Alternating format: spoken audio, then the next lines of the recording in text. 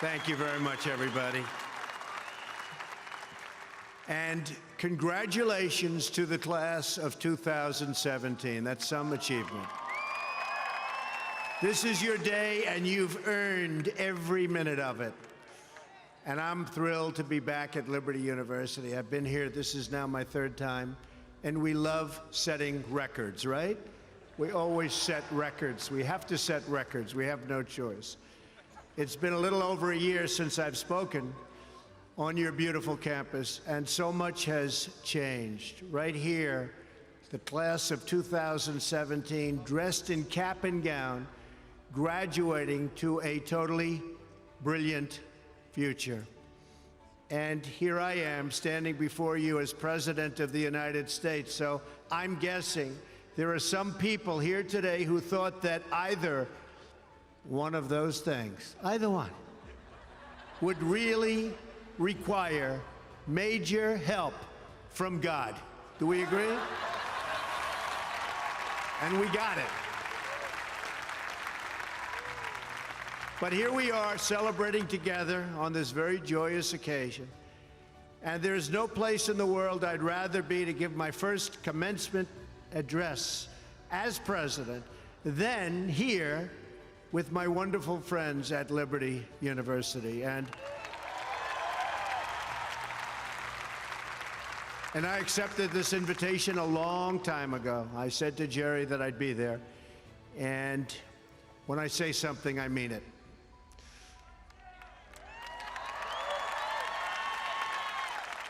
I want to thank President Jerry Falwell and his incredible wife, Becky. Stand up, Becky. For their kind words, their steadfast support, and their really wonderful friendship. Let me also extend our appreciation to the entire Falwell family, Trey, Sarah, Wesley, Laura, and Caroline. Thank you for everything you do to make this university so exceptional. One of the truly great schools. Most importantly, to our new graduates, each of you should take immense pride in what you have achieved. There's another group of amazing people we want to celebrate today, and they are the ones who have made this journey possible for you. And you know who that is? Nobody. You forgot already. You're going to go out, you're going to do whatever you're going to do. Some are going to make a lot of money.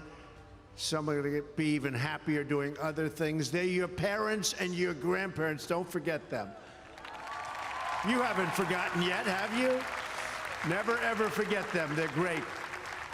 And especially this weekend, let's make sure we give a really extra special thanks to the moms. Don't forget our moms, because graduates, today is your day. Today is your day, but in all of this excitement, don't forget that tomorrow is Mother's Day, right? I had a great mother. She's looking down now, but I had a great mother. I always loved Mother's Day. We're also deeply honored to be joined by some of the nearly 6,000 service members, military veterans, and military spouses who are receiving their diplomas today. Would you please stand? Please stand. Wow.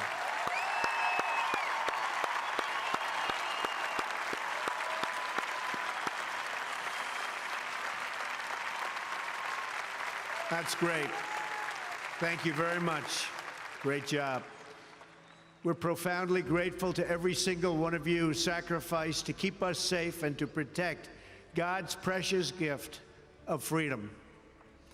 It is truly a testament to this university and to the values that you embrace that your graduating class includes so many patriots who have served our country in uniform. Thank you very much.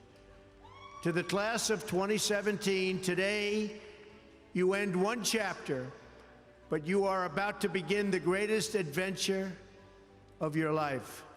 Just think for a moment of how blessed you are to be here today at this great, great university, living in this amazing country, surrounded by people who you love and care about so much.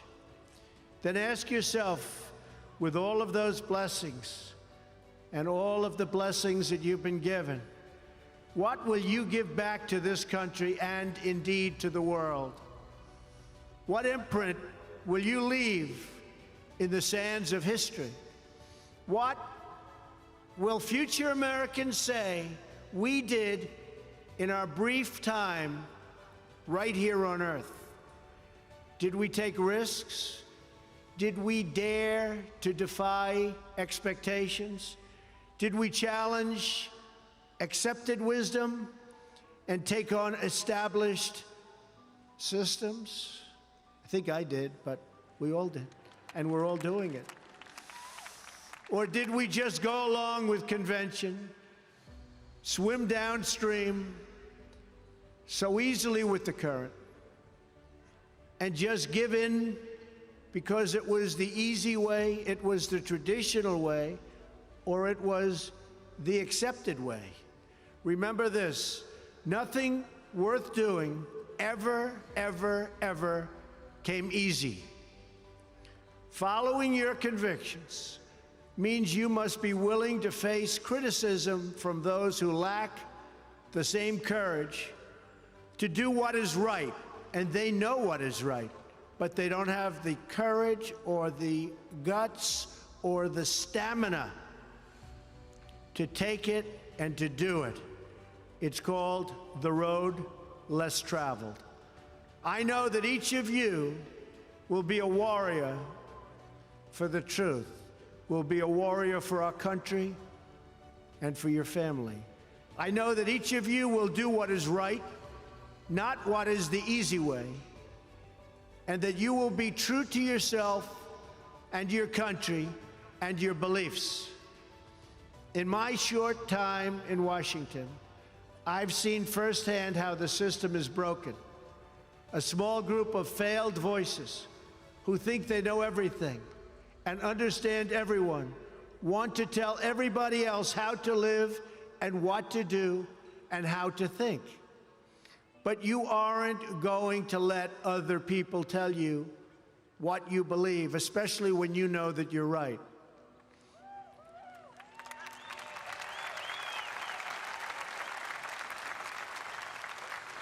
And those of you graduating here today who have given 500,000 hours of charity last year alone, unbelievable amount of work and charity, and few universities or colleges can claim anything even close. We don't need a lecture from Washington on how to lead our lives.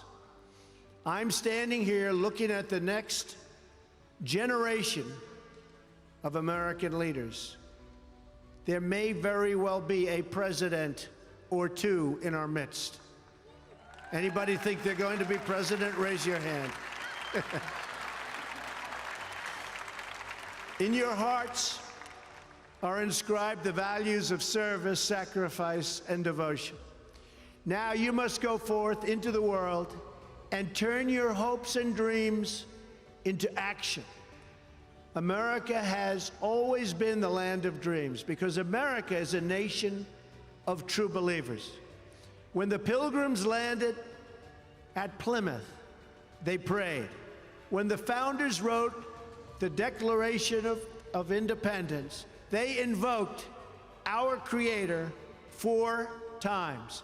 Because in America, we don't worship government, we worship God. That is why our elected officials put their hands on the Bible and say, "So help me God," as they take the oath of office. It is why our currency proudly declares, "In God we trust." And it's why we proudly proclaim that we are one nation under God every time we say the Pledge of Allegiance.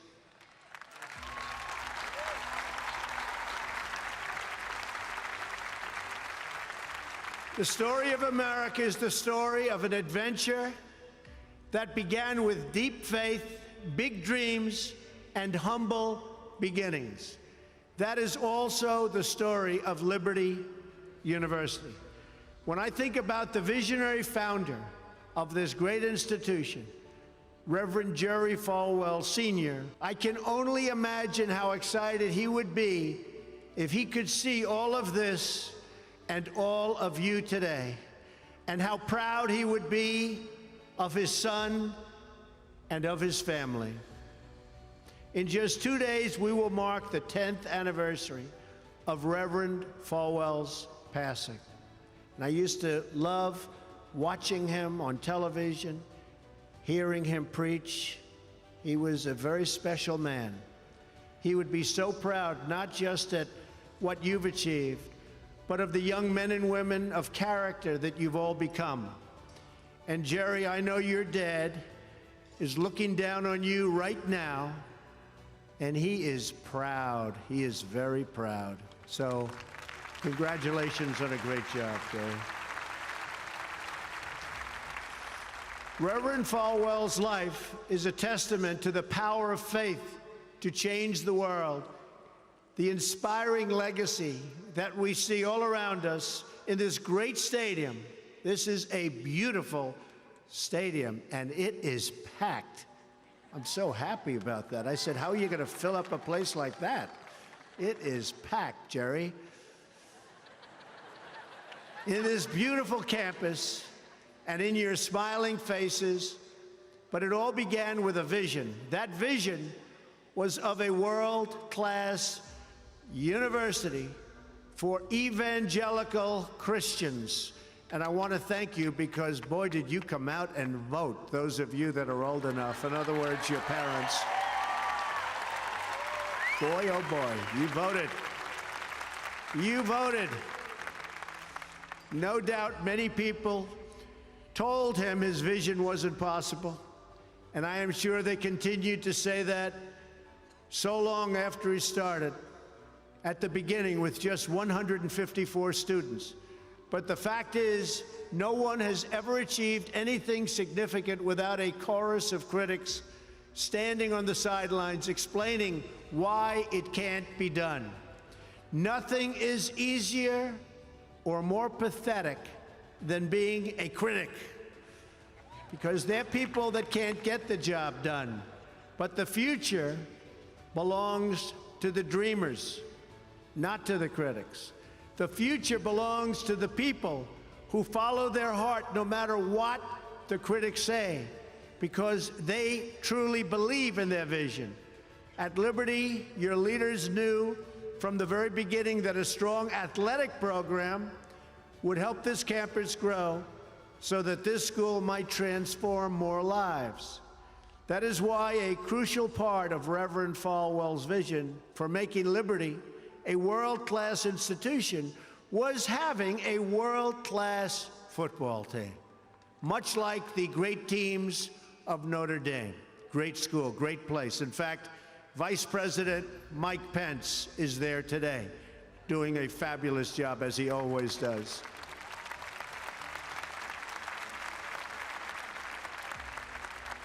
A few years ago, the New York Times even wrote a story on the great ambitions of the Liberty Flames.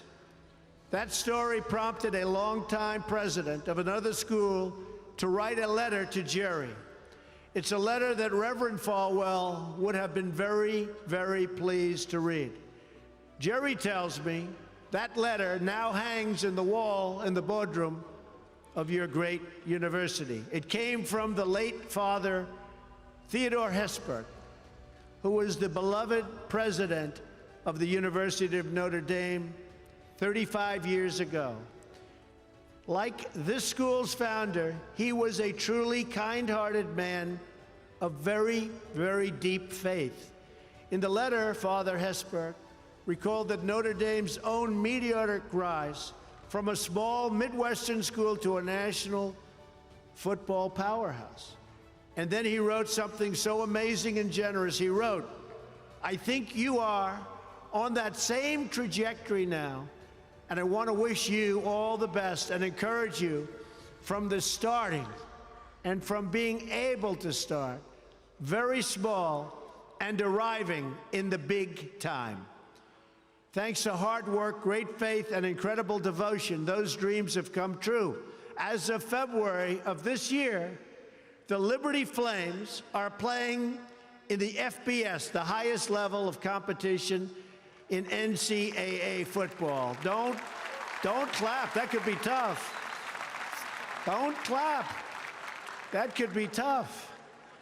I'm a little worried. I don't want to look at some of those scores here. Jerry, are you sure you know what you're doing here? Those other players are big and fast and strong, but I have a feeling you're going to do very well, right? From the most humble roots, you've become a powerhouse in both education and sports.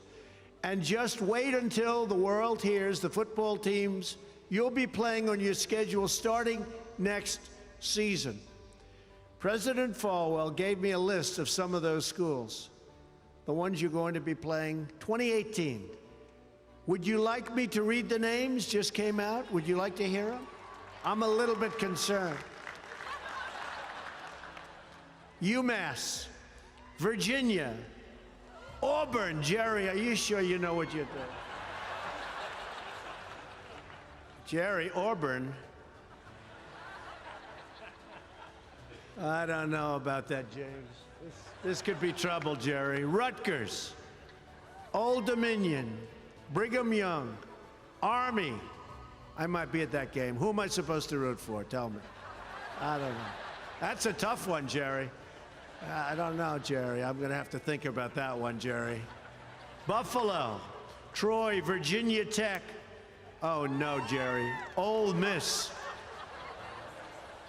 And Wake Forest. Those are really top schools. That's maybe in 4 or 5 years I'll come to a game, right? You'll build it up. Well, good luck. The success of your athletic program arriving on the big stage should be a reminder to every new graduate of just what you can achieve when you start small, pursue a big vision, and never, ever quit. You never quit. If I give you one message to hold in your hearts today, it's this: never, ever give up. There'll be times in your life you'll want to quit, you'll want to go home. You'll want to go home perhaps to that wonderful mother that's sitting back there watching you and say, Mom, I can't do it. I can't do it. Just never quit. Go back home and tell Mom, Dad, I can do it. I can do it. I will do it. You're going to be successful. I've seen so many brilliant people. They gave up in life. They were totally brilliant. They were top of their class. They were the best students. They were the best of everything. They gave up. I've seen others who really didn't have that talent or that ability, and they're among the most successful people today in the world because they never quit and they never gave up. So just remember that. Never stop fighting for what you believe in and for the people who care about you. Carry yourself with dignity and pride. Demand the best from yourself and be totally unafraid to challenge entrenched interests and failed power structures. Does that sound familiar, by the way? The more people tell you it's not possible, that it can't be done, the more you should be absolutely determined to prove them wrong. Treat the word impossible as nothing more than motivation. Relish the opportunity to be an outsider. Embrace that label. Being an outsider is fine. Embrace the label, because it's the outsiders who change the world and who make a real and lasting difference. The more that a broken system tells you that you're wrong, the more certain you should be that you must keep pushing ahead. You must keep pushing forward. And always have the courage to be yourself. Most importantly, you have to do what you love. You have to do what you love. I've seen so many people, they're forced through lots of reasons, sometimes including family, to go down a path that they don't want to go down, to go down a path that leads them to something that they don't love, that they don't enjoy. You have to do what you love, or you most likely won't be very successful at it. So do what you love. I want to recognize a friend who is here with us today, who can serve as an inspiration to us all. Someone who doesn't know the meaning of the word quit. Real champion. A true champion. Both on the field, off the field. He's a Hall of Fame quarterback for the Buffalo Bills. Really a good friend of mine, an amazing guy. Jim Kelly. Where's Jim? He's here someplace. Where's Jim? Stand up, Jim. What a great man. Jim Kelly. He was tough. Jim, do you have any idea how much money you'd be making today? They'd hit Jim, it was like tackling a linebacker. They'd hit Jim, 4 guys, 5 guys that weighed 320, and he'd just keep going down the field. He was much more than a quarterback. He had tremendous heart, and he knew how to win. Jim is tough, and his toughest fight of all was that he beat cancer not once but twice. And I saw him and his incredible wife as they were in a very low moment. Jill, very, very low moment. And it was amazing the way they fought. It didn't look good. I would have said, maybe it's not gonna happen. But there was always that hope because of Jim and Jim's heart. But I want to just say it's great to have you here today, Jim, and these people are big fans. And if you could get a young version of Jim Kelly, you'll be beating a lot of teams, Jerry. So, interestingly, though, I said, I wonder what Jim's doing here. His daughter, Erin, crosses the goal line to you and today with you. So, Erin, stand up. Where are you, Erin? Where is Erin? Congratulations, Erin. Congratulations. Graduating from Liberty. Great choice. Thank you. Liberty University is a place where they really have true champions. And you have a simple creed that you live by, to be really champions for Christ. Whether you're called to be a missionary overseas, to shepherd a church, or to be a leader in your community, you are living witness of the gospel message of faith, hope, and love. And I must tell you, I am so proud as your president to have helped you along over the past short period of time. I said I was going to do it, and Jerry, I did it. And a lot of people are very happy with what's taken place, especially last week. We did some very important signings. Right, James? Very important signings. America is better when people put their faith into action. As long as I am your president, no one is ever going to stop you from practicing your faith or from preaching what's in your heart. We will always stand up for the right of all Americans to pray to God and to follow his teachings. America is beginning a new chapter. Today, each of you begins a new chapter as well. When your story goes from here, it will be defined by your vision, your perseverance, and your grit. That's a word Jim Kelly knows very well, your grit. In this, I'm reminded of another man you know very well and who has joined us here today. His name is George Rogers, Liberty University CFO and Vice President for a quarter of a century. During World War II, George spent 3.5 years as a prisoner of war. He saw many of his fellow soldiers die during the Bataan Death March. He was the victim of starvation and torture as a prisoner of war.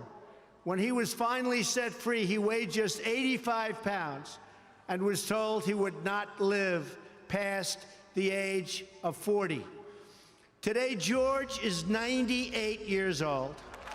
That's so great, George. If anyone ever had reason to quit, to give in to the bitterness and anger that we all face at some point, to lose hope in God's vision for his life, it was indeed George Rogers. But that's not what he did. He stood up for his country. He stood up for his community. He stood up for his family. And he defended civilization against a tide of barbarity.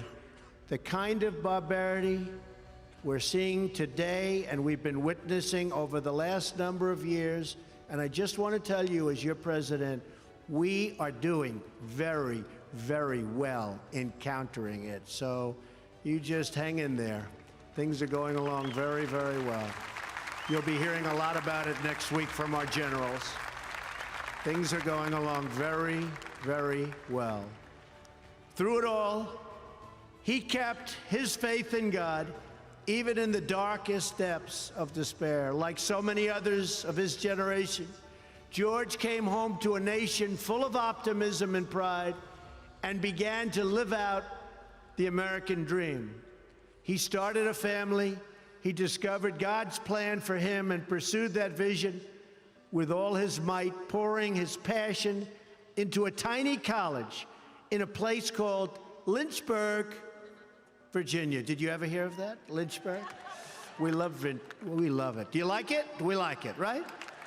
I flew over it a little while ago. It's amazing, actually. What started as a dream with a few good friends, he helped shepherd into the largest Christian university in the world. Just look at this amazing, soaring, growing campus, and I've been watching it grow because I've been a friend of Liberty for a long time now, Jerry. It's been a long time. Thanks in great part to George's financial stewardship. Hundreds of thousands of young hearts and souls have been enriched at Liberty and inspired by the Spirit of God. George, we thank you and we salute you, and you just stay healthy for a long time, George. Thank you.